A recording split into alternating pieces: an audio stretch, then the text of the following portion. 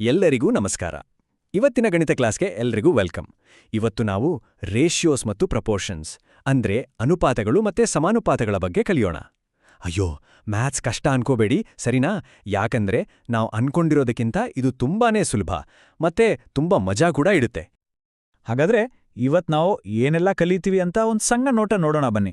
ನೋಡಿ, ನಾವೊಂದು ಸಿಂಪಲ್ ಐಡಿಯಾದಿಂದ ಶುರು ಮಾಡ್ತೀವಿ, ಆಮೇಲೆ ಒಂದೊಂದೇ ಸ್ಟೆಪ್ ಮೇಲಕ್ಕೆ ಹೋಗ್ತೀವಿ. ಮೊದಲು ಅನುಪಾತದ ಬ್ಯಾಲೆನ್ಸ್ ಅಂದ್ರೆ ಏನು, ಅದನ್ನ ಬರೆಯೋದು ಹೇಗೆ, ಆಮೇಲೆ ಸಮಾನುಪಾತ ಅಂದ್ರೆ ಏನು ಅಂತ ತಿಳ್ಕೊಂಡು ಕೊನೆಗೆ ನಾವೆಲ್ಲರೂ ಒಟ್ಟಿಗೆ ಸೇರಿ ಕೆಲವು ಪ್ರಾಬ್ಲಮ್ ಸಾಲ್ವ್ ಮಾಡೋಣ. ಎಲ್ಲರೂ ರೆಡಿನಾ? ಸರಿ, ಹಾಗಾದ್ರೆ ನಮ್ಮ ಮೊದಲನೇ ಸೆಕ್ಷನ್ ಶುರು ಮಾಡೋಣ. ಅನುಪಾತದ ಸಮತೋಲನ. ಈ ಐಡಿಯಾ ಸರಿಯಾಗಿ ಅರ್ಥ ಆಗ್ಬೇಕು ಅಂದ್ರೆ ನಮಗೆಲ್ಲ ಚೆನ್ನಾಗಿ ಗೊತ್ತಿರೋ ಒಂದು ವಿಷಯದ ಬಗ್ಗೆ ಮಾತಾಡೋಣ. ಏನದು ಅಂತ ಕುತೂಹಲ ಇದೆಯಾ? ಒಂಚೂರು ಯೋಚನೆ ಮಾಡೋಣ ಬನ್ನಿ. ಒಂದು ಪರ್ಫೆಕ್ಟ್ ಕಪ್ ಚಹಾ ಮಾಡಬೇಕು ಅಂದ್ರೆ ಏನೆಲ್ಲ ಬೇಕು? ಹಾಲು, ನೀರು, ಟೀ ಪೌಡರ್, ಸಕ್ಕರೆ. ಹೌದು, ಆದ್ರೆ ಇವೆಲ್ಲವನ್ನೂ ಸುಮ್ಮನೆ ಹಾಕ್ಬಿಟ್ರೆ ಆಗತ್ತಾ? ಇಲ್ಲ ಅಲ್ವಾ? ಎಲ್ಲವನ್ನೂ ಒಂದು ಸರಿಯಾದ ಅಳತೆಯಲ್ಲಿ ಹಾಕೋದು ತುಂಬಾನೇ ಇಂಪಾರ್ಟೆಂಟ್. ಖಂಡಿತ, ಎಲ್ಲವೂ ಆ ಬ್ಯಾಲೆನ್ಸ್ ಮೇಲೆ ನಿಂತಿರೋದು. ಒಂದ್ಸಾರಿ ಯೋಚನೆ ಮಾಡ್ನೋಡಿ, 10 ಸ್ಪೂನ್ ಟೀ ಪೌಡರ್ ಹಾಕಿ ಅದಕ್ಕೆ ಒಂದೇ ಒಂದು ಡ್ರಾಪ್ ಹಾಲ್ ಹಾಕಿದ್ರೆ ಹಬ್ಬಬ್ಬಾ, ಆ ಚಹಾನ ಕುಡಿಯಕ್ಕಾಗುತ್ತಾ? ಚಾನ್ಸೇ ಇಲ್ಲ. ನೋಡಿ, ಈ ಸಮತೋಲನ ಅನ್ನೋ ಐಡಿಯಾ ಇದೆಯಲ್ಲ, ಇದೇ ಅನುಪಾತದ ಬೇಸಿಕ್ ಕಾನ್ಸೆಪ್ಟ್. ಸೊ ಮ್ಯಾಥ್ಸ್ ಭಾಷೆಲಿ ಹೇಳೋದಾದ್ರೆ ಅನುಪಾತ ಅಂದ್ರೆ ತುಂಬಾನೇ ಸಿಂಪಲ್. 2 ಅಥವಾ ಅದಕ್ಕಿಂತ ಜಾಸ್ತಿ ವಸ್ತುಗಳನ್ನ ಕಂಪೇರ್ ಮಾಡೋದು ಅಷ್ಟೇ. ನಾವು ಚಹಾ ಮಾಡುವಾಗ ಎಷ್ಟು ಹಾಲ್ ಬೇಕು, ಎಷ್ಟು ನೀರ್ ಬೇಕು ಅಂತ ಹೋಲಿಸ್ತೀವಲ್ಲ, ಅದೇ ರೀತಿ. ಸರಿ, ಈ ಕಂಪ್ಯಾರಿಸನ್ ಅನ್ನ ಮ್ಯಾಥ್ಸ್ ಸಿಂಬಲ್ಸ್ ಬಳಸಿ ಹೇಗೆ ಬರೆಯೋದು ಅಂತ ಈಗ ಕಲಿಯೋಣ. ಇದಕ್ಕಾಗಿ ಎಲ್ಲರ ಬಾಯಲ್ಲೂ ನೀರೂರಿಸೋ ಒಂದು ಉದಾಹರಣೆ ತಗೊಳ್ಳೋಣ ಬನ್ನಿ. ಕೇಳಿ, ಪ್ರಿಯಾ ಅಂತ ಒಬ್ಬ ಹುಡುಗಿ ಇದ್ದಾಳೆ. ಅವರ ಅಜ್ಜಿ ಮಾಡೋ ಇಡ್ಲಿ ಅಂದ್ರೆ ಆ ಊರಲ್ಲೇ ಫೇಮಸ್ ಅಂತೆ. ಆದ್ರೆ ಸೀಕ್ರೆಟ್ ಏನ್ ಗೊತ್ತಾ? ಅವರು ಬಳಸೋ ಉದ್ದಿನ ಬೇಳೆ ಮತ್ತೆ ಅಕ್ಕಿಯ ಅನುಪಾತ. ಅವ್ರು ಯಾವಾಗ್ಲೂ 1 ಕಪ್ ಬೇಳೆಗೆ 3 ಕಪ್ ಅಕ್ಕಿ ಹಾಕ್ತಾರಂತೆ. ನೋಡಿ, ಇದು ಒಂದು ಪರ್ಫೆಕ್ಟ್ ಅನುಪಾತಕ್ಕೆ ಎಷ್ಟು ಒಳ್ಳೆ ಉದಾಹರಣೆ ಅಲ್ವಾ? ಈ ಅನುಪಾತವನ್ನ ನಾವು ಮ್ಯಾಥ್ಸಲ್ಲಿ ಹೀಗೆ ಬರಿತೀವಿ, 1:3. ಇದನ್ನ 1ಕ್ಕೆ 3 ಅಂತ ಓದ್ತೀವಿ.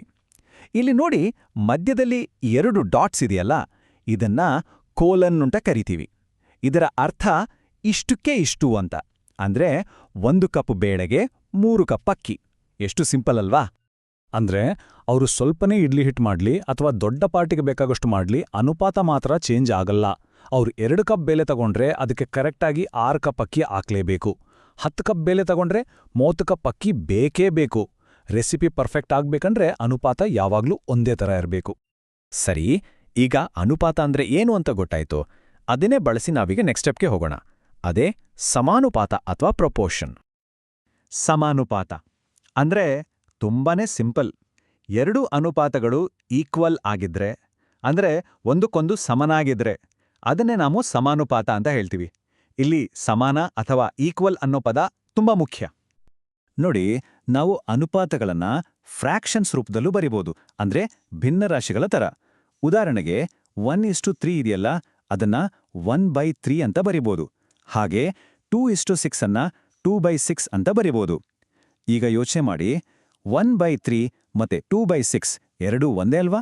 ಯಾಕಂದ್ರೆ 2/6 ಅನ್ನ ಸಿಂಪ್ಲಿಫೈ ಮಾಡಿದ್ರೆ ನಮಗೆ 1/3ನೇ ಸಿಗುತ್ತೆ. ಇವೆರಡು ಸಮ ಆಗಿರೋದ್ರಿಂದ ಇದನ್ನ ನಾವು ಒಂದು ಸಮಾನುಪಾತ ಅಂತ ಕರಿತೀವಿ. ಓಕೆ, ಈಗ ಬಂತು ನೋಡಿ ನಿಜವಾದ ಮಜಾ.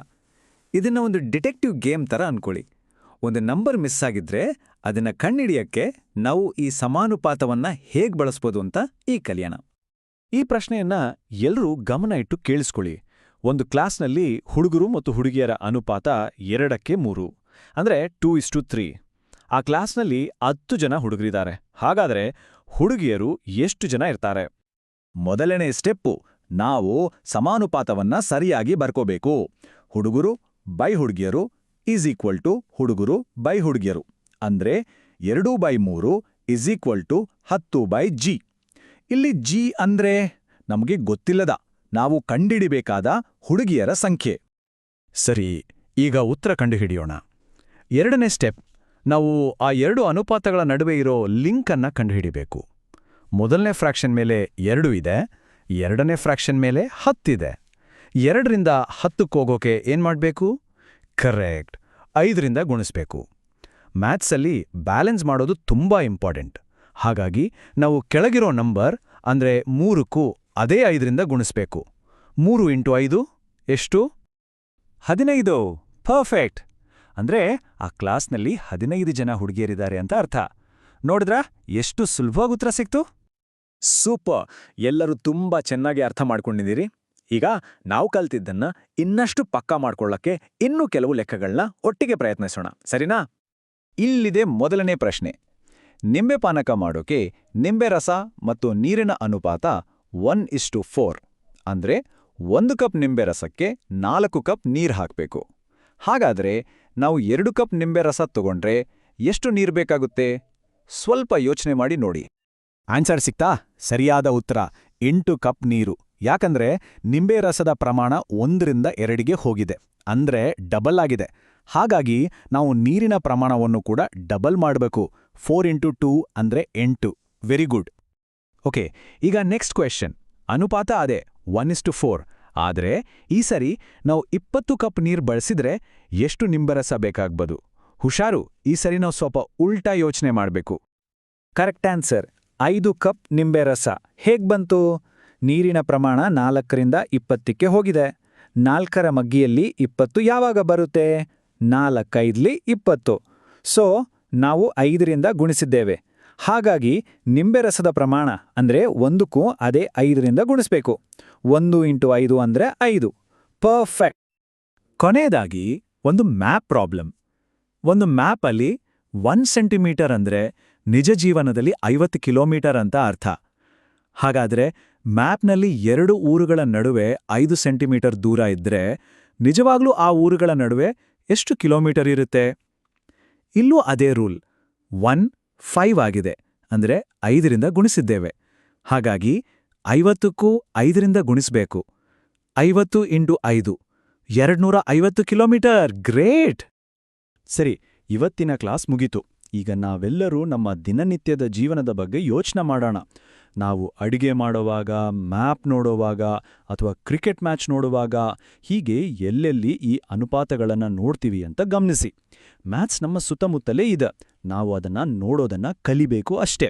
ಸರಿ, ಮುಂದಿನ ಕ್ಲಾಸ್ನಲ್ಲಿ ಸಿಗೋಣ. Take care. ಬೈ ಬಾಯ್.